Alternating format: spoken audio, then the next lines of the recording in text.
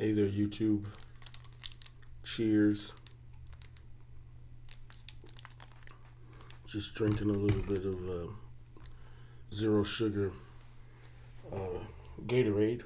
Then I come back with another. Let's go for a spin. I think this will be number 9. What I listened to last week. I've got a pretty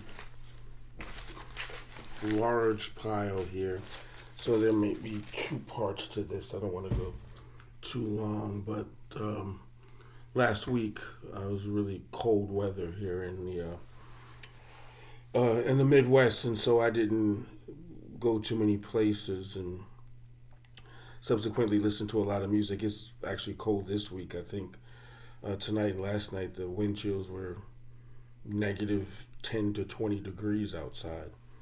But I haven't really listened to much music this week, just kind of moping around a little bit. But anyway, let's take a look at this pile of records. Hope that everyone is doing okay in this crazy mixed up world of just demonic behavior. I'm not going to get into that now. I mentioned, I think, the last time that I want to do a video. I try not to get too political, but yeah, this one's we got to pay attention, folks. But anyway, so let's stick to the music now. Anyway, and so one of the forms of music that I do collect, and I don't show very much or always listen to, are I'll just show Reverend Charles Fair, the old down home preacher. This, I can't find much information about this. This is probably early 70s to late 70s. But it's a sermon that he did, and it was based on the parable of the prodigal son. And I am a minister myself, and so I don't like to listen to a whole lot of folks preaching or delivering, and I don't like to think of it as preaching, but I have a lot of records of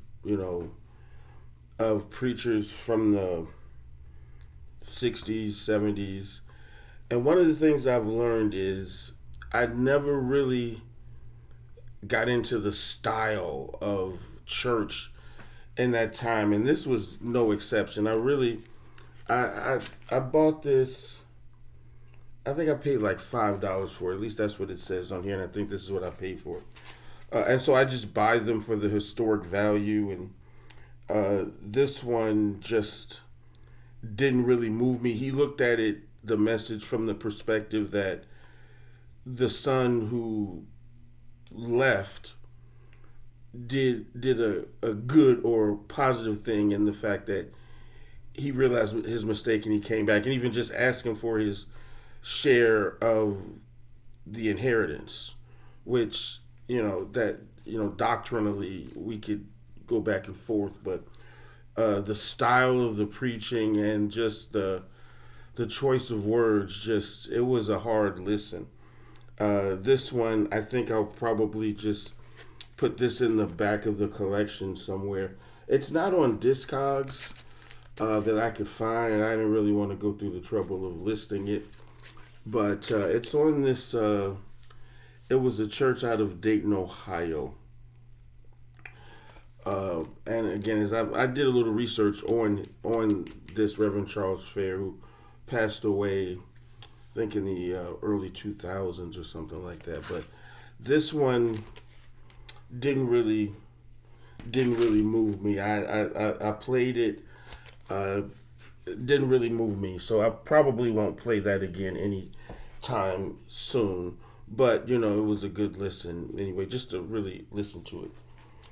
And so the next record that I played, this classic Funkadelic, One Nation Under a Groove. this album from 1978. And I recently upgraded this copy to this one. Still in the shrink, has the hype stickers on it. This is a fantastic album. I hadn't played it in a while. And actually, before on this, of course, the Warner Brothers label, and this is just in great shape. Absolutely great shape. I paid $30 for this, and it was well worth it. And he really gave me a break on this. But I had actually, because the copy that I had was a little worn. It's hard to find these. This I probably have 2 or 3 copies of this, and the other 2 aren't in the best of shape. It's hard to find a Parliament or a Funkadelic record that's still in good condition, that hasn't just been trashed. But this is the exception to it, and I had actually pulled to listen the 12-inch version of One Nation Under a Groove, which is indeed the album version. And then I found this at one of my local record stores, and I had to do it in this condition. But this entire album is absolutely fantastic. Everybody knows, of course, One Nation Under a Groove, but the song "Who Says P-Funk Band Can't Play Rock" is fantastic. Charlie Funk Getting Ready to Roll. And then their remake of Maggot Brain on here.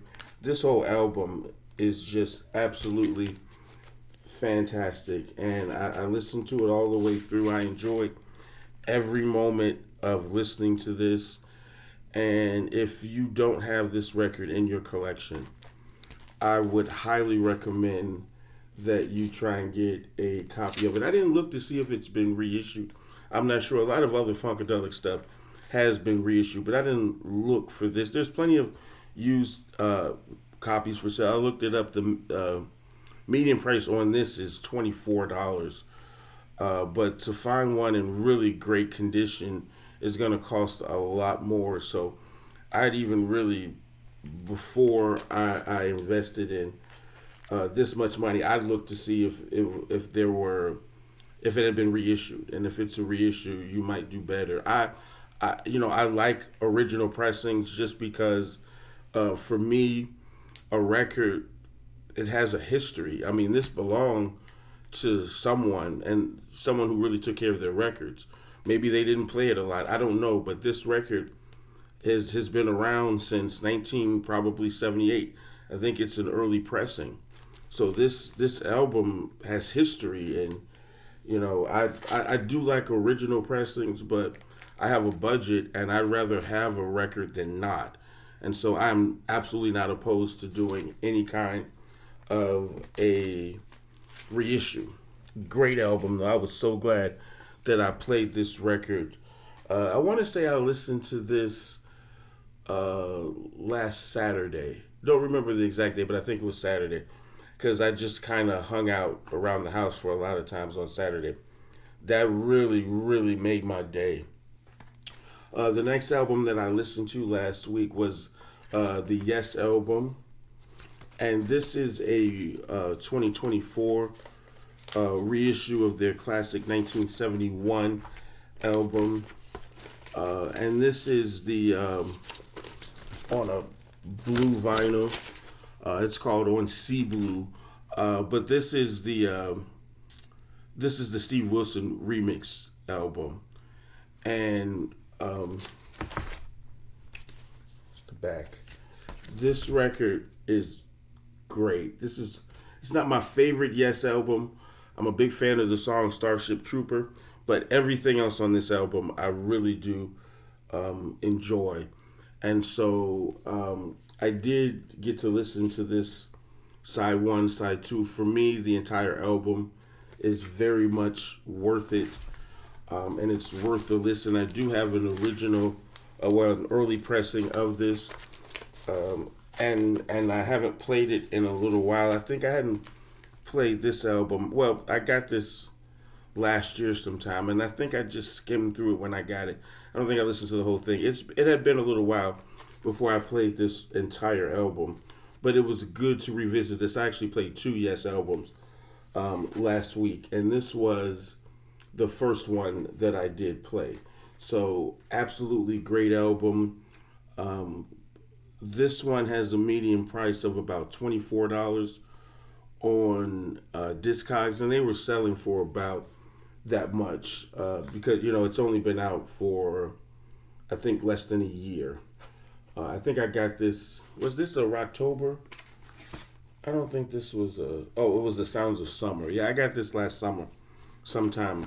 Great record. It looks like I paid $25 for it at a local record store, but very much worth it. The next album that I listened to was this. Yes, this is their 1969 debut album.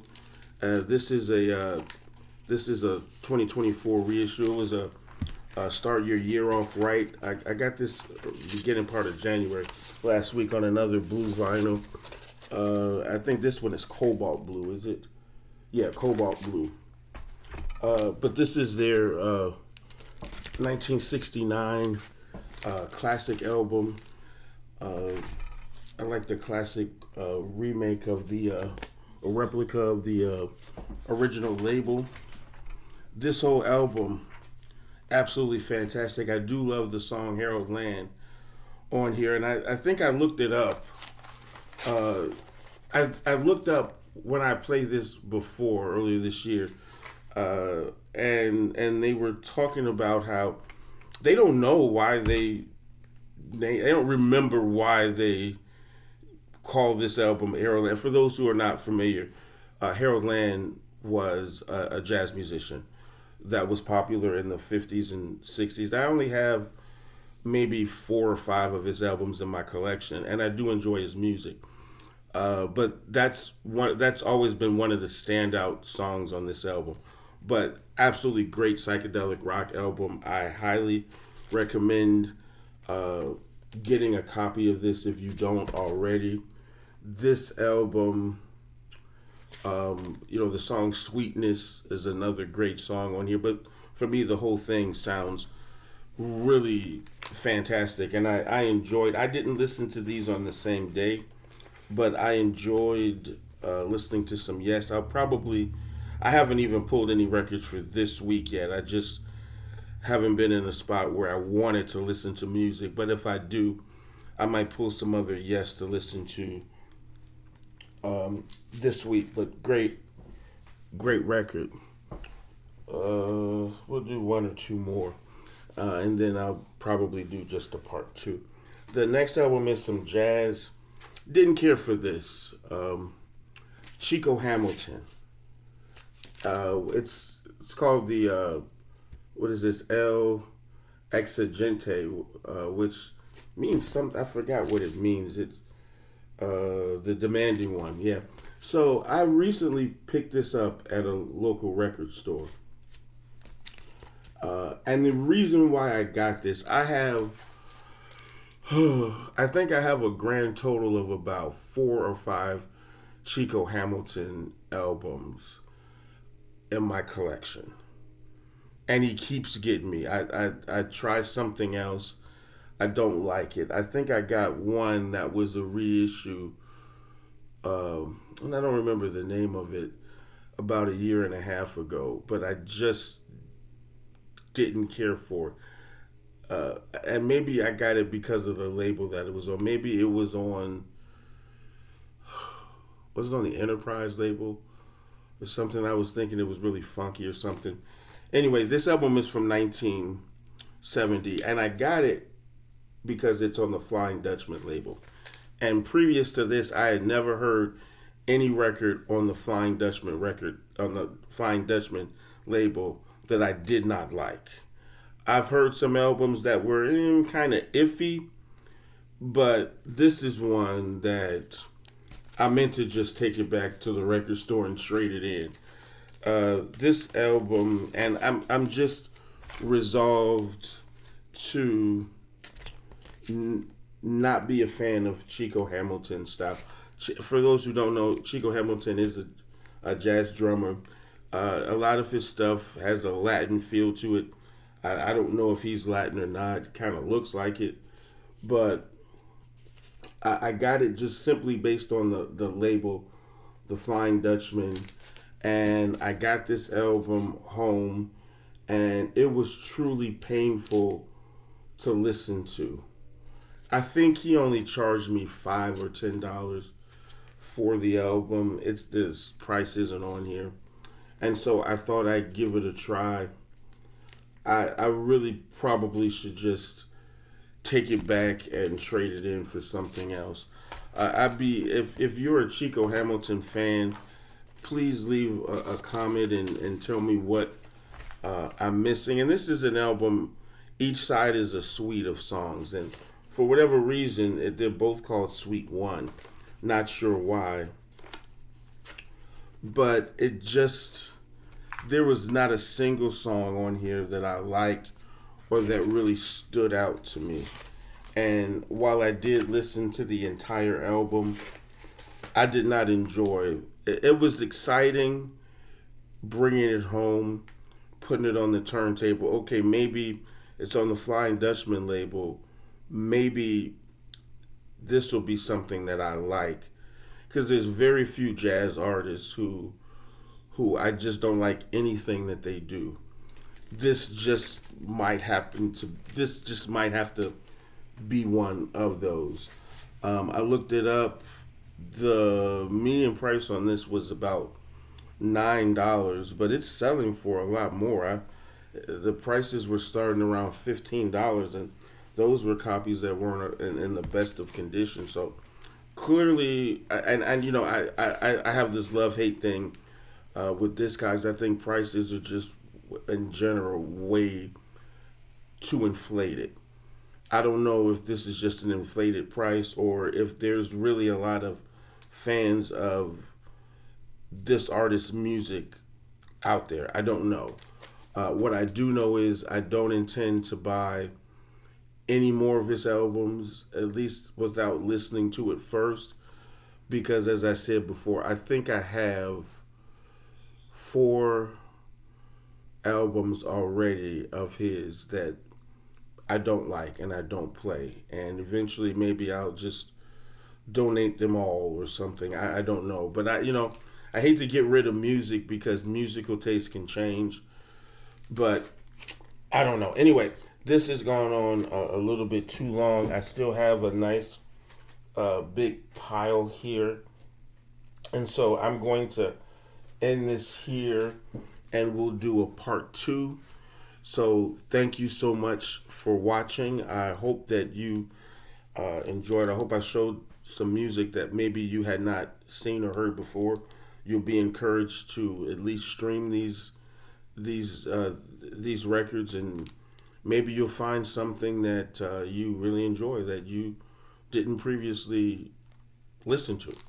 That's why I do this. But in this time of dividedness in this country, I pray that everyone is doing well, that we can't give up. We got to keep moving forward. We got to make our voices heard. From my perspective, a lot of what's going on with this administration is illegal and immoral.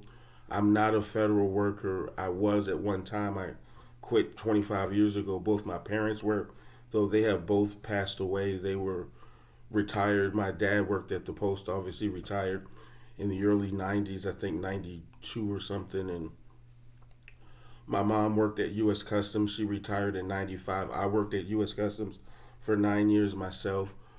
And so, I see the value. Some people have negative opinions of government employees. Is there waste? Probably so. I don't know. But nobody ever got rich being a government employee, I can tell you that. But people have gotten rich from being politicians.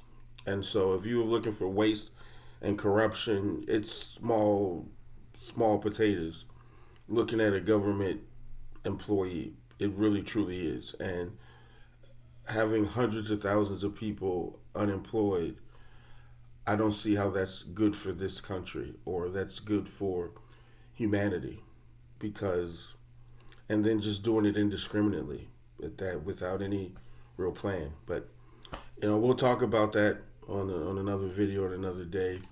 Thank you so much for watching. Have a blessed and wonderful day, and thank you again.